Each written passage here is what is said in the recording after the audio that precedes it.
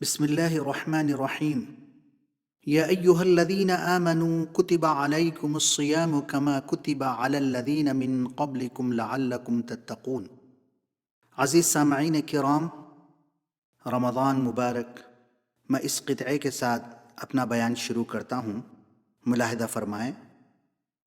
شکر خدا ہے اس نے دکھائی ہے چاند رات، شکر خدا ہے اس نے دکھائی ہے چاند رات، نظروں میں اور دلوں میں سمائی ہے چاند رات۔ کیا ہی حسین ہے منظر خالد یہ دیکھیے، شہروں میں اور ملکوں میں چھائی ہے چاند رات۔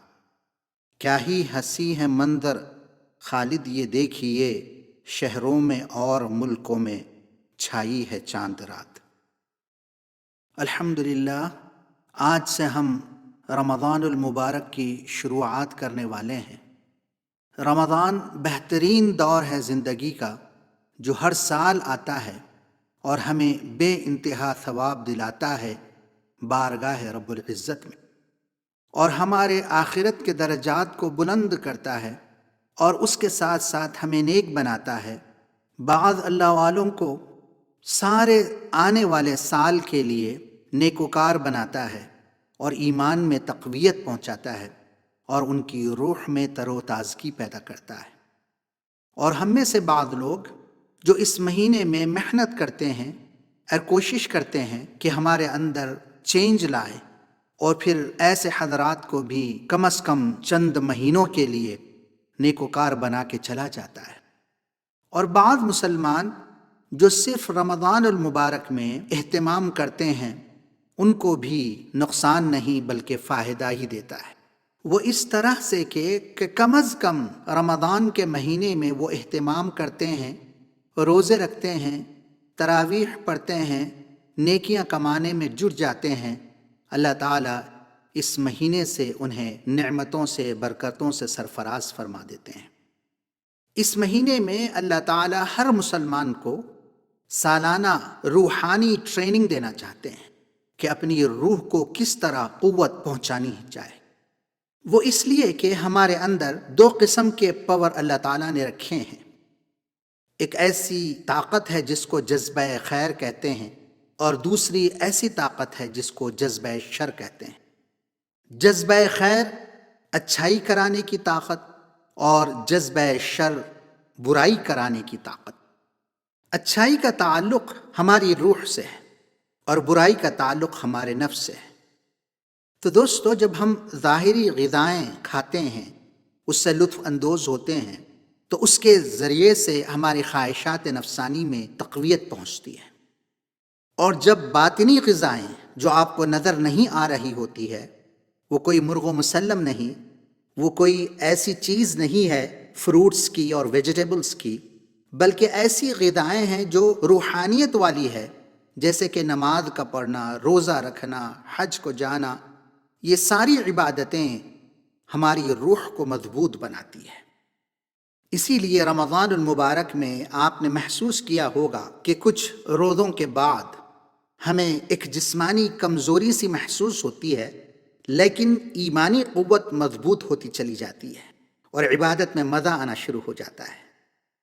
تو مطلب یہ ہوا کہ ہم اپنی روح کو انف فیڈ کر رہے ہیں، جس کی وجہ سے ہماری روحانی قوت اور ہماری روحانی طاقت مضبوط ہوتی جا رہی ہے۔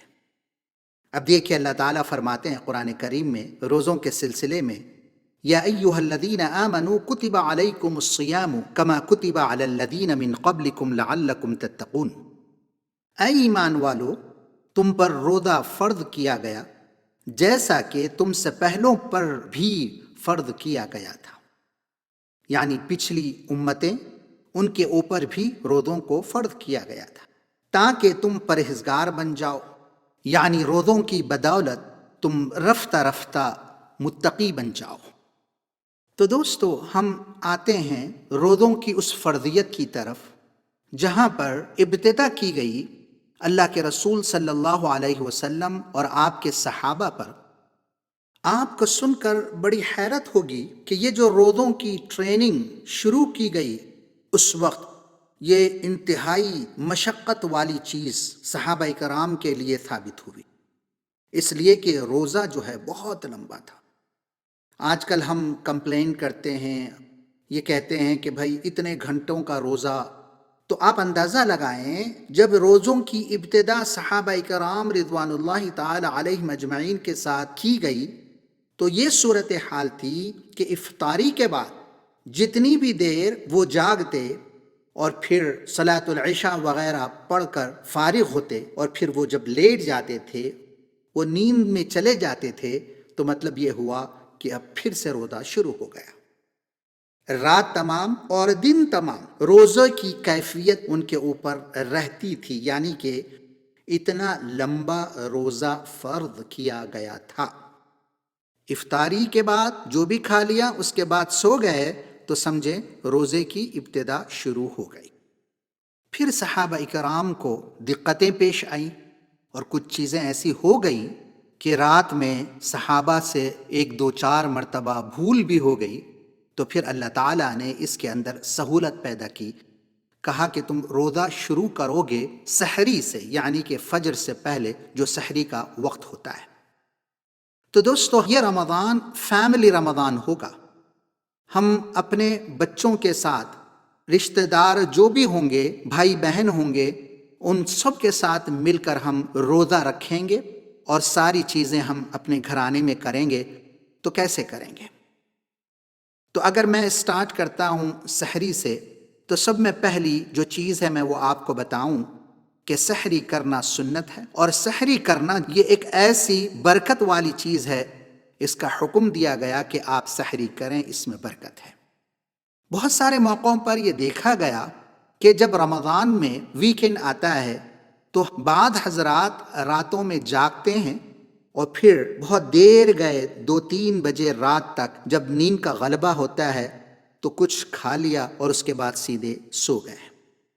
اب یہ سوچتے ہیں کہ بس سحری ہو گئی، اور پھر اس کے ساتھ ساتھ فجر کی نماز بھی کبھی ضائع ہو جاتی ہے، اور اس کے بعد جب اٹھتے ہیں تو ظہر کا وقت ہو جاتا ہے۔ تو عادت یہ ڈالنی چاہیے کہ ہمارا روزہ جو ہے نا سحری سے شروع ہو اور سارے لوگ بیٹھیں گھر میں اور سحری کا اہتمام کیا جائے۔ اس میں اللہ کے رسول صلی اللہ علیہ وسلم نے فرمایا برکت ہے، اگرچہ کہ آپ تھوڑی ہی سحری کریں لیکن اس سے تقویت جسم میں رہتی ہے، آپ کو ایسا نہیں لگتا کہ آپ کا بہت لمبا روزہ ہو گیا، اور پھر جب آپ کا روزہ اختتام کو پہنچ رہا ہوتا ہے تو ایک قسم کی کمزوری سی محسوس ہوتی ہے۔ تو سحری سے پہلے اس بات کا خیال رکھیں کہ آپ نیت کریں، کہیں کہ نویت ان اصوم ھذا اليوم، میں آج کے روزے کی نیت کرتا ہوں۔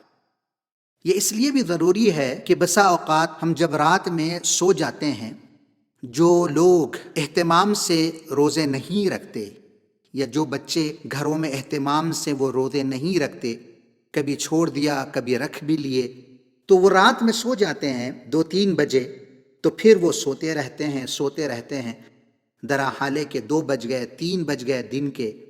اب اس کے بعد پھر وہ ڈیسائیڈ کر رہے ہیں کہ روزے کو کنٹینیو کرنا ہے یا نہیں۔ اس قسم سے عادت نہ ڈالیں، بلکہ نیت کرنا بہت ضروری ہے روزے کی، تو آپ کو نیت کرنا پڑے گا، اس کے بعد آپ سحری کریں گے۔ اور اگر تھوڑی سی دیر ہو جائے نیت کرنے میں تو بھی کوئی مضائقہ نہیں۔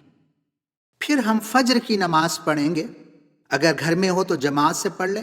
آج کل مساجد کی حالتیں آپ کو تو پتہ ہے، ورنہ اہتمام کیا جا سکتا ہے، مسجد میں جانا چاہیے۔ اس کے بعد جب فجر کی نماز ہو جائے تو اپنی جگہ پر بیٹھ کر تھوڑی سی دیر کچھ وظیفہ کر لیں، تسبیح کر لیں، اس کے بعد سورہ یاسین پڑھنے کی عادت ڈالیں۔ سورہ یاسین قرآن کا دل ہے، اس کے پڑھنے والے کو اللہ تعالیٰ عظیم اجر دیتا ہے اور اس کی مغفرت کر دیتا ہے۔ اس لیے حکم ہے احادیث میں کہ جب کوئی شخص اس دنیا سے جا رہا ہو اور اس کا انتقال ہو رہا ہو تو اس کے قریب میں سورہ یاسین پڑھنا چاہیے۔ جب آپ نے سورہ یاسین پڑھ لیا تو دوسرا کام یہ کرے کہ پہلے روزے میں پہلا پارہ پڑھ لیں۔ اس کے بعد اشراق کی نماز 2 2 رکعتیں کر کے 4 رکعت پڑھنی چاہیے، کیونکہ اللہ تعالیٰ فرمایا، اے ابن آدم، تو دن کے شروع میں میرے لیے 4 رکعت پڑھ لیا کر، میں تمام دن کے تیرے کام بنا دیا کروں گا۔ تو دنیا کے اندر جب ہم صبح اٹھتے ہیں، اپنے رزق کے لیے، اپنے جابز کے لیے جاتے ہیں، آج کے حالات ایسے ہیں، کئی قسم کے مسائل آ رہے ہیں اور آتے رہیں گے، تو اس کا اہتمام کیا جائے کہ اشراق کی 4 رکعتیں 2 رکعت کر کے پڑھ لیا کریں۔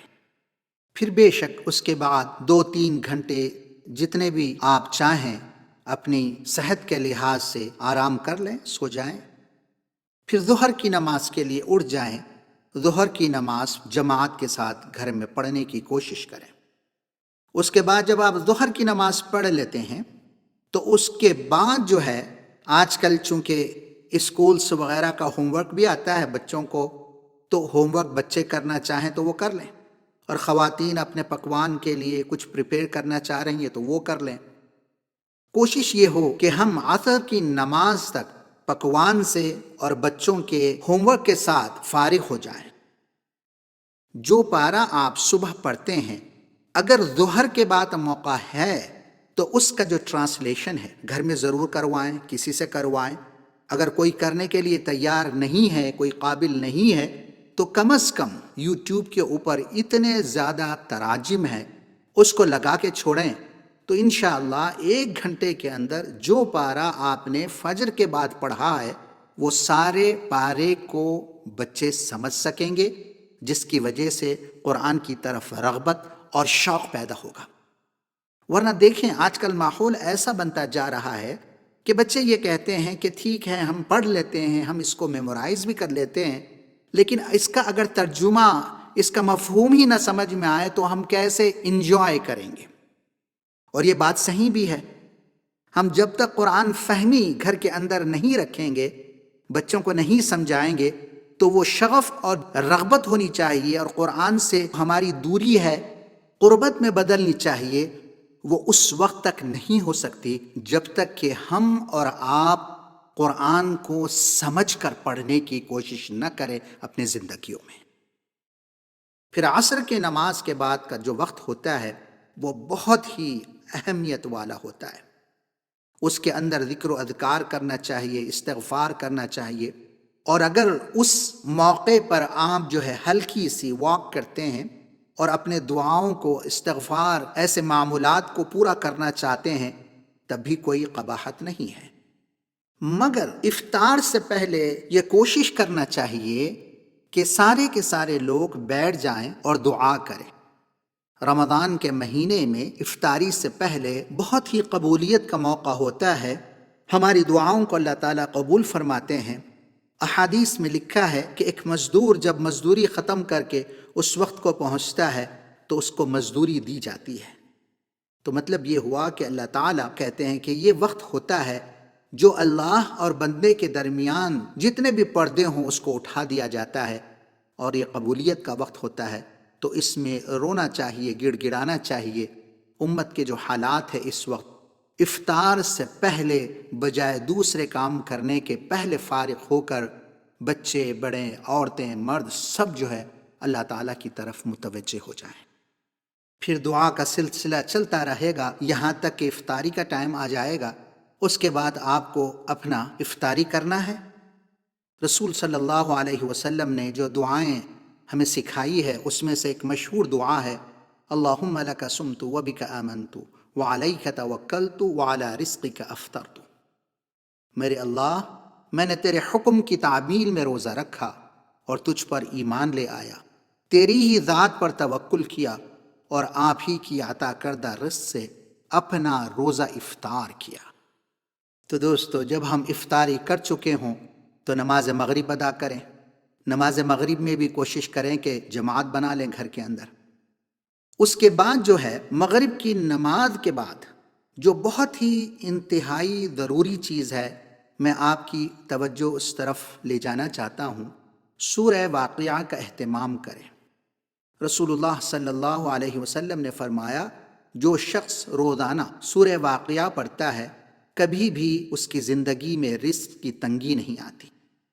اب دیکھیں حالات کچھ عجیب سے بن رہے ہیں، بہت سارے مسلمانوں کی جابس جا رہی ہیں اور کاروبار کے اندر بھی بڑا نقصان آ رہا ہے، تو سورہ واقعہ کو پڑھنا کبھی نہ بھولیں، اور یہ اس کی پریکٹس جو ہے رمضان سے شروع کر دیں۔ اور جیسے ہی سورہ واقعہ، بہت لمبا سورہ نہیں، 2-3 رکوع ہے، وہ ختم کر دیں گے آپ، تو پھر اپنا ڈنر پورا کر لیں، اور ڈنر کرنے کے بعد آپ کو تھوڑا وقت ملے گا، یوں سمجھیے کہ یہ فیملی ٹائم ہوگا۔ آپ نے الحمدللہ سارے دن روزہ رکھا، اس کے بعد آپ نے افطاری کی، تھوڑی سی تھکان ضرور آ جاتی ہے، تو فیملی ٹائم تھوڑا سا گزاریں، بیٹھیں اپنے بچوں کے ساتھ، بڑوں کے ساتھ، اور جب وہ وقت گزر جائے گا اور آپ ہنستے کھیلتے باتوں میں مشغول رہیں گے، یہاں تک کہ عشاء کی اذان کا وقت آ جائے گا۔ عشاء کی نماز پڑھیں، اور تراویح کی بھی یہ کوشش کی جائے کہ فیملی میں جماعت سے تراویح ہو۔ اگر گھر کے بڑے ہیں، والد ہیں، اگر قرآن ان کو یاد ہے تو الحمدللہ، اگر بچوں میں سے کوئی حافظ قرآن ہے یا قرآن کا بہت سارا حصہ انہیں یاد ہے، یا یوں سمجھیے تھوڑا بہت بھی یاد ہے، تو ایک جماعت کی شکل بنا دی جائے۔ جیسے کہ بہت کم سورتیں کسی کو یاد ہیں، 10 ہی سورتیں یاد ہیں، یوں سمجھے سورۃ الفیل سے سورۃ الناس تک، تو 20 رکعتوں میں یہ 10 سورے 2 مرتبہ ریپیٹ کر دیں، تو الحمدللہ آپ کی تراویح مختصر سی اچھی سی ہو جائے گی، اور اس سنت کا، عظیم سنت کا ثواب بھی آپ کو ملتا رہے گا۔ اور اس رمضان میں بھی مساجد آپ نہیں جا پا رہے ہیں، لیکن اس نورانیت سے، اس ثواب سے آپ محروم نہیں رہیں گے۔ اور عشاء اور تراویح کے بعد گھر کے جو بڑے ہوتے ہیں ان سے کہیں کہ دن بھر میں کوئی ایسا موقع تھا کہ بچوں نے اہتمام نہیں کیا رمضان کے دن کا یا رمضان کے روزے کا، تو ان کو شفقت سے، وہ اچھا موقع ہوتا ہے، بٹھا کر سمجھا دے۔ یہ ضروری نہیں کہ نام لے کر ان کو اٹیک کیا جائے، بلکہ اس طریقے سے کچھ ماحول بن رہا ہے، کسی نے کچھ کر دیا، آپ نام لیے بغیر بھی نصیحت کر سکتے ہیں، تو وہ نصیحت کارآمد ہوگی۔ اور آپ یہ بھی کہیں کہ دوسرے دن اس طریقے کی چیزیں نہیں آنی چاہیے۔ اور الحمدللہ آج کل جو مساجد میں دوران تراویح نصیحت کا اہتمام کیا جا رہا ہے، وہ نصیحت کا اہتمام ہم گھر کی تراویح کے بعد بھی کر سکتے ہیں۔ 5-10 منٹ کوئی دینی بات، قرآن اور حدیث کے کوئی واقعے کو ان کے سامنے رکھ کر اس سے کیا عبرت اور نصیحت ہے، بچوں سے آپ پوچھیں، ایک واقعے کو بیان کریں قرآن کے یا حدیث کے، اس کے بعد بچوں سے پوچھیں کہ آپ نے کیا لرن کیا، اس سے آپ کیا سمجھتے ہیں۔ تو اس طریقے سے بچوں کا ذہن اس طرف جائے گا، وہ بھی انشاءاللہ دین کی طرف راغب ہوں گے۔ تو الحمدللہ ہمارا دن ختم ہوا، اور رات بھی شروع ہو گئی، اور رات کے بہت ساری چیزیں کور ہو گئی۔ تو اب یہ کوشش کرنا چاہیے تراویح کے بعد فوراً جا کر آرام کریں، سو جائیں، اس لیے کہ اس کے بعد ٹی وی کو ٹرن کرنا، اور پھر گیمز کا کھیلنا اور دوسرے مصروفیات میں لگ جانا، رات کو ایسے ہی بیکار کرنا، یہ رمضان کے مہینے میں مناسب نہیں لگتا۔ سرکار دو عالم صلی اللہ علیہ وسلم کی عادت شریفہ تھی کہ عشاء کے بعد فوراً آرام کرتے تھے، اس کے بعد پھر آپ اٹھ جاتے تھے، کیونکہ اللہ کے رسول صلی اللہ علیہ وسلم کو حکم تھا، یا ایھا المزمل قم اللیل الا قلیلا نصفہ او انقص منہ قلیلا۔ آپ تہجد کی نماز ادا کرتے تھے۔ تہجد کی نماز کے بارے میں آپ کو بتاتا چلوں، فرائض کے آنے سے پہلے حضور صلی اللہ علیہ وسلم کو حکم دیا گیا تھا، تو حضور تہجد کی نماز کو ہمیشہ پڑھا کرتے تھے۔ جب فرائض آ گئے، فجر، ظہر، عصر، مغرب، عشاء کا مسئلہ آ گیا، تو پھر اللہ تعالیٰ تہجد کی جو فرضیت تھی اس کو ساقط کیا۔ تو تہجد کی نماز کا اہتمام بہت ضروری ہے، رمضان کے مہینے میں تو انتہائی ضروری ہے۔ آپ جلدی سو جائیں گے تو پھر اللہ تعالیٰ آپ کو موقع عنایت کرے گا کہ آپ سحری سے پہلے، تھوڑی دیر پہلے، 15-20 منٹ ہی صحیح اٹھ جائے، تہجد کے 2 رکعت کر کے 4 رکعت، 6 رکعت، اپ ٹو 8 رکعت آپ پڑھ سکتے ہیں۔ وہ آپ 4 رکعتیں پڑھیں گے تو اللہ تعالیٰ سے اتنی قربت ہو جائے گی، اور اس وقت جو بھی آپ مانگیں گے اللہ تعالیٰ عنایت کرے گا۔ اس وقت امت کے حالات بہت ہی پریشان کن ہیں۔ ہمارے اپنے بھی مسائل ہیں، اللہ تعالیٰ کی طرف رجوع ہونے کی ضرورت ہے، تو پھر جیسے ہی تہجد ختم ہوگی تو پھر اس کے بعد ہمارے سحری کا وقت شروع ہو جائے گا۔ تو یہ معمول رہا۔